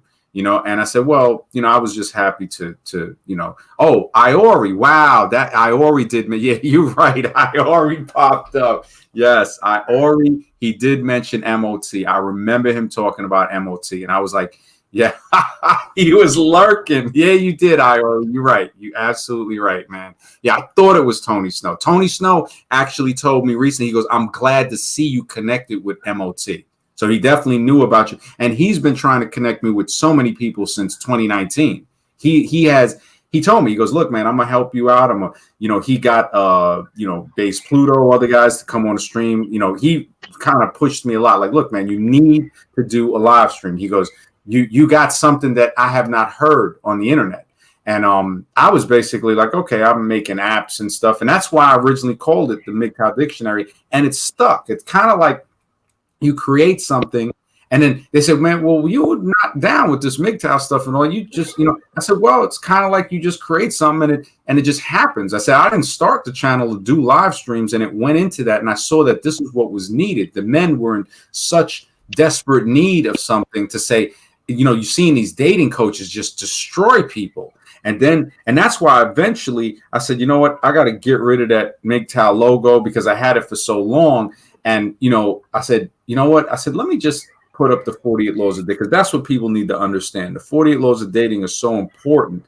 And I just kept it like that. I was going to switch it to the Black Pill avatar that I created for the cover of the book of the Black Pill. But I said, let me just leave it at the 48 laws, because the 48 laws seems to be doing so much more for people. And the Black Pill book is great as far as explanatory. But yeah, it definitely was Iori was the man, bro.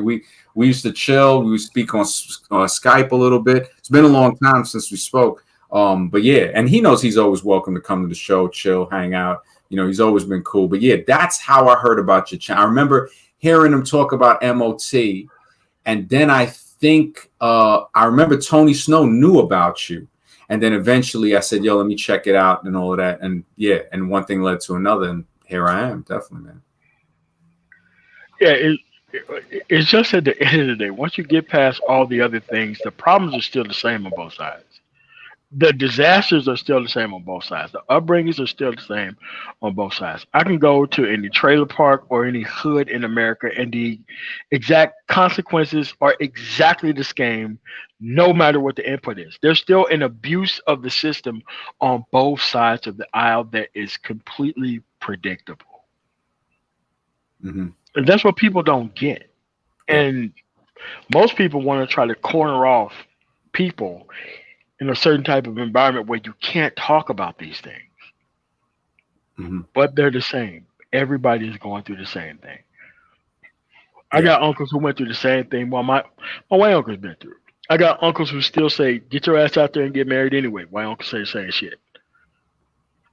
Disregard the fact of how many kids they had, how many times they had the actual retirement checks from the military or unions cut in half and half again. They don't even care. They want you to get out there and make it work anyway. But these things are a cultural problem that, it's kind of like the mission creep in project management.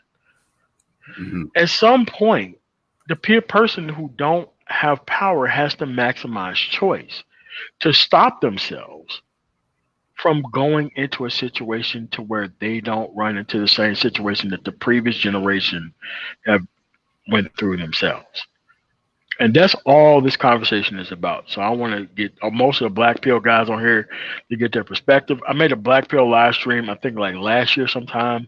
I'm gonna send you that so that way you can be able to see what it was, because there's things I disagree with that kind of throw me under the, well, we'll talk about it offline. But I think at the end of the day, this is a great productive conversation, and that we wasn't here to solve any type of problem in America. We were just here to talk as people about a very specific problem. And this is how things look when you could just sit down and talk about a problem without all the societal bullshit associated with it. And this is what they don't want to see anywhere, is men actually working together to actually dissolve the problems of yesterday. So I'll give you the last word before we get up out of here, man. Oh man, we got something to discuss after this is over with. So yeah, definitely. Thank you for having me on here, and thank everyone in the chat. This has been a wonderful and productive conversation. Thank you. All right. So I want to thank you guys for coming through. I want to give the people who just got here.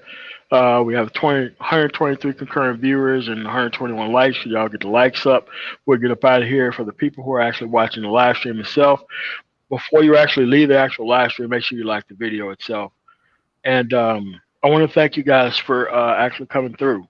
It was a very good conversation that was about one thing and not everything else that's happening in the world that we actually agree on. No matter where you can come from, everybody can learn from this actual live stream here. And that's all I'm trying to do, is trying to reach across the aisle and make sure that we can be able to have these productive conversations with all the nonsense coming through.